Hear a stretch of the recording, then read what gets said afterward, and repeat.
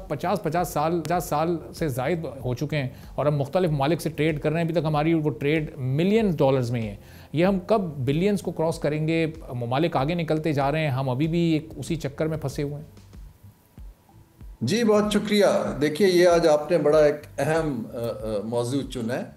اس وقت جو پروگریس ہے دنیا میں وہ رائزنگ ایشیا میں ہے, ایسٹ ایشیا میں ہے, ویتنام میں ہے, ساؤتھ ایسٹ ایشیا میں ہے, چین میں ہے. ویئرز ہماری ٹریڈنگ پارٹنرز ٹریڈیشنل زیادہ تر ویسٹ میں ہیں, جاپان میں ہیں. ہم نے اس ایریا کے اوپر اتنا فوکس نہیں کیا, حالانکہ ہمیں یہ دیکھنا چاہیے تھا کہ گروتھ کہاں پر ہے. آج میری اتفاق سے آپ نے ذکر کیا تو بڑی تفصیلی میٹنگ SIFC کی لیڈرشپ سے صبح ہوئی, اینڈ آئی ایم پلیزڈ کہ اب ان کا فوکس جو ہے اس طرف آ رہا ہے.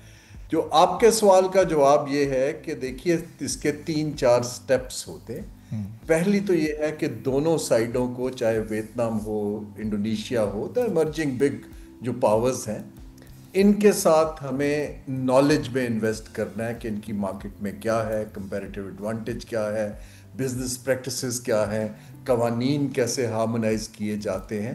اس کو ہم نالج انویسٹمنٹ کہتے ہیں.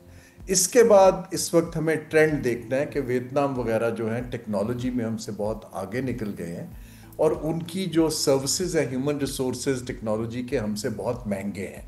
That's the opportunity of joint ventures کہ وہ ہمیں بزنس پاس آن کرنا شروع کریں, جہاں پاکستان ان کو کمپیٹیونیس دے سکتا ہے اور ہمارے پاس وہ انڈسٹری ٹیکنالوجی بیس لگنی شروع ہو جائے.